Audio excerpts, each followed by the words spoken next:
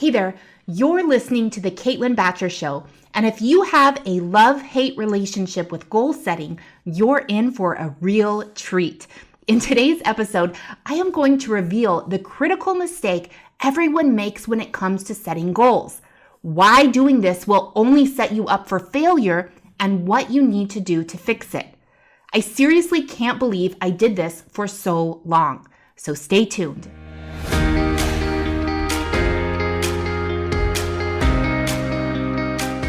My name is Caitlin Batcher, creator of Scale with Success, and I'm on a mission to help course creators all over the world grow their business in a way that is profitable and scalable. Join me here each week for revealing conversations about what it really takes to scale an online course business to millions of dollars per year without sacrificing date nights with your partner, vacation with your kids, or spa days for yourself. You'll discover the tough decisions I've had to make, the biggest failures I've had to bounce back from, and the learnings that emerged every step of the way. I am so grateful that I have the chance to share it all with you right here on The Caitlin Batcher Show. Let's get started. So last month, my company hosted a live in-person retreat for all our Scale with Success clients. We host these a few times a year, and it's an amazing opportunity for our team and our clients to come together and do some really deep thinking about life and business. There are breakthroughs, tears, laughter, and a whole lot more. Anyway, the night before our big 2-day event, I always treat my team to a big fancy dinner. As our team has grown, so has the size of our table. I think at our first event, it was 3 of us, and the last time we had a table for 11. Incredible. We were all having some kind of artisan donut dessert thing when the topic of goal setting came up, and I said something that made one of our coaches, you know who you are, blurt out, "This should be your next podcast episode." So here we are. At the beginning of the year, most of us set a revenue goal. We're excited, we're passionate, we're super motivated, we're unstoppable. And it's January 1st, so maybe we're a little hungover. Anyway, as the months go by, we may start to realize that we are not on track to meet our goal. And on top of that, it seems like because we set that new goal, everything in the business is starting to break. I want to pause right here, and I want you to notice the language I'm choosing to use. Because we set that new goal, everything in the business is starting to break. In that statement, there are 2 different beliefs. Number 1, everything in the business is starting to break. Number 2, everything in the business is starting to break because we set a new goal. Now, there's a lot that we can unpack further, but let's stay here for a moment. We are literally telling ourselves that setting a high goal is causing our business to break. Wow, that's pretty intense. Is it true that the act of setting a goal caused your business to break? So, you're telling me that your business was just fine, but the second you chose to write, "Dear Diary, this is the year I'm going to make $1 million.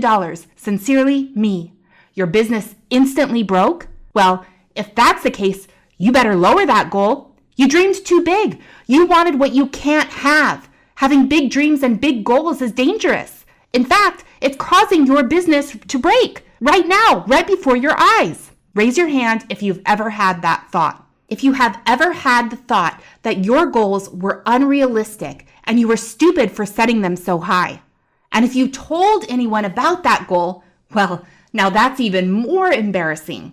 Who are you to think that you were deserving of something so big and so great? When I was a little girl, on Christmas morning, when I opened my presents each year and got what I wanted, do you know what I would feel? Not joy, guilt. I felt embarrassed. I was ashamed that I received something that I liked because deep down, I didn't feel like I deserved it. I felt like there was something fundamentally wrong with me and that everyone else just hadn't figured it out yet. So when I got what I wanted, I felt shame and guilt. And when I didn't get what I wanted, I made it mean that it was true that I was undeserving of good things. Wow. Can you imagine trying to grow a business when you feel like you are undeserving of good things? I know you can because many of you listening today feel the same way. So we set goals, and when we don't achieve them right away, We lower them. We make it mean that we're undeserving, and then we wonder why we're stuck and making the same revenue year after year. Just yesterday, I asked a client, what was your revenue goal for last month? They said $50,000. I said, how much did you actually make?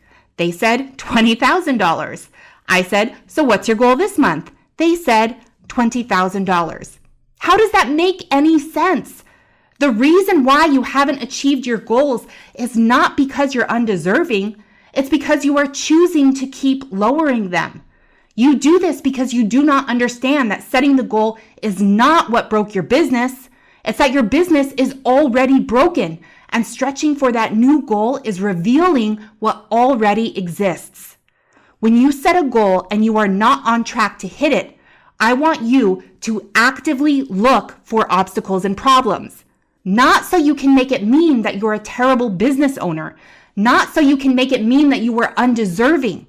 I want you to actively look for problems so that you can fix them. Wow, what? Caitlin, are you suggesting that I look for problems keeping me from reaching my revenue goal so that I can fix them and actually reach my revenue goal? Yes! Listen, I don't care who you are. I don't care where you are. If you are listening to this podcast right now, you are capable of generating $1 million in revenue in 1 year from one course. The only reason why you haven't yet is because you are making your business problems mean something about you as a person. It's not the problem that defines you. It's the way you choose to respond to it. Will you freak out, throw a sheet over your problem, and run into a closet to go stress eat gummy bears? I've been there. It's okay. Next time, you can make a different choice. We all have the ability to make a different choice. Identify the core problem, propose a solution, implement the solution. Did it work? Great. Did it fail? Great. Fix what's not working. If you are scared to discover what's not working because then you'll make it mean something about you, fantastic. This is your opportunity to practice a different response.